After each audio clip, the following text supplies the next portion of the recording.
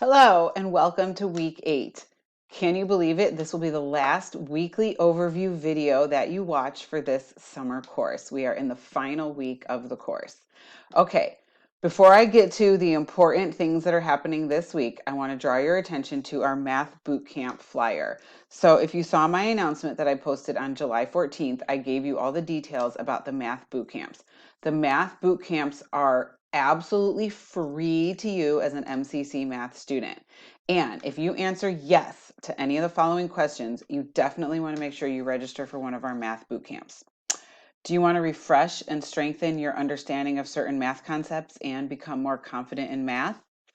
Yes. Do you want to reduce math anxiety? Yes. Do you want to improve your placement test score? Yes. If you answered yes to any of those questions, you should sign up for one of these free math boot camps. The math boot camps will help you keep your math skills fresh over the summer, the remainder of the summer, and they will get you prepared for the next math class you're going to take in the fall.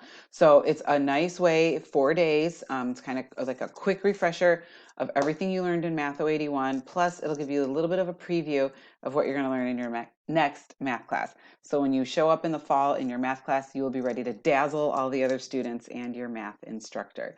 It is free as an MCC student. You don't have to pay for it. You just get to attend and meet some new people, meet some new instructors. So I really hope you take advantage of these free math boot camps. Like I said, all the information in more detail is in the announcement I posted on July 14th. And when you are ready to sign up, you will go to the website for Math Boot Camps. You can read more about the sessions and the dates and times. And there is a nice button right there where you can go ahead and register. So I hope you get to take advantage of this wonderful opportunity. Okay, now let's get to what's happening during week 8. So during week 8 of our course, we have our exit exam. Okay, so the exit exam is basically like the final exam for Math 081. But the reason we call it exit exam is because as you exit Math 081, this exam lets me as your instructor know that you have mastered the content to a certain level so you're able to successfully complete your next math course. Now, the nice thing about the exit exam is you get 2 attempts.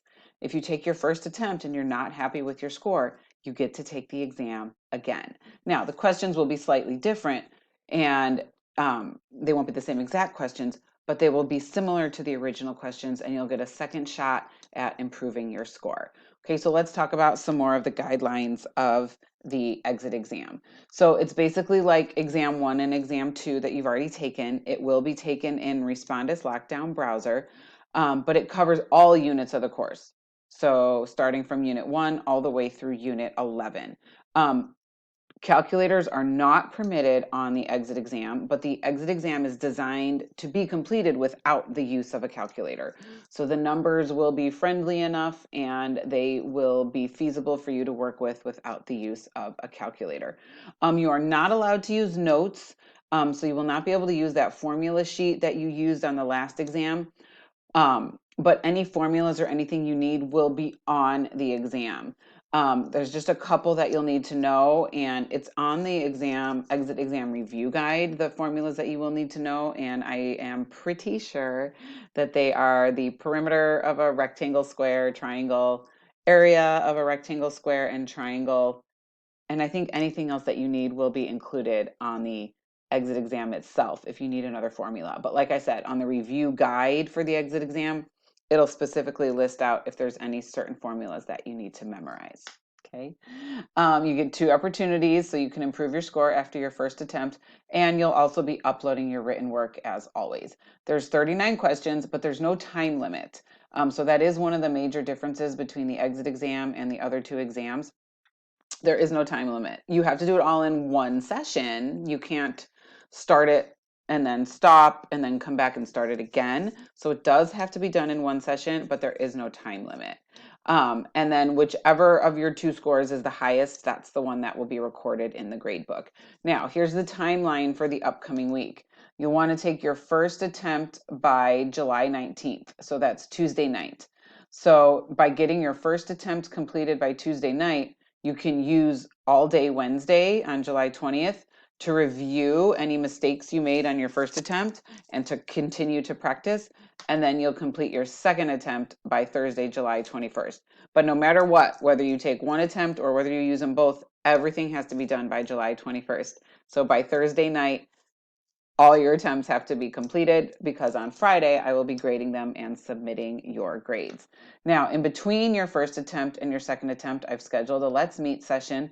So Wednesday, July 20th at 1 p.m., I would highly encourage you to join me at the Let's Meet so you can ask any questions on your first attempt. So say you got a problem wrong on your first attempt and you're not sure how to fix your mistakes, we can meet and go over it before you take your second attempt.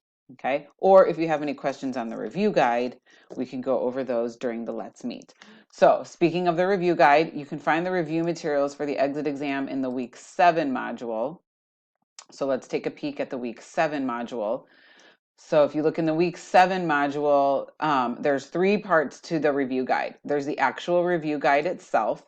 That is a PDF file. I highly recommend you print it out so you can physically have it and hold it and keep it with your materials, and you can write on it and show all your work and get your practice. So this is the actual review guide. Okay, and then if you go back to the modules, there's 2 versions of the answer key for the review guide. So the first answer key just has the answers. So you can do the problems on the review guide, and then you can check the first answer key just to see if your answer is correct or not. The second version of the answer key is the worked out solutions. So let's say you got something wrong on the review guide and you try to fix it and you still can't seem to come up with the right answer and you're not sure where you're making your mistake. You can look at the worked out solutions. So that's my actual handwriting, and you'll see my process for solving every single one of the problems. So you can compare your work to my work if you have questions on the review guide. So definitely, if you haven't started that review guide already, now is the time to start. So get it printed out, start working on it. So by Tuesday night, you can complete your first attempt. And then you can come Wednesday to the Let's Meet and ask all your questions. Okay, that's about it for this week. I will leave you with the secret phrase for the week to get your last chance at 2 bonus points. So the secret phrase of the week is sign up for a free math bootcamp.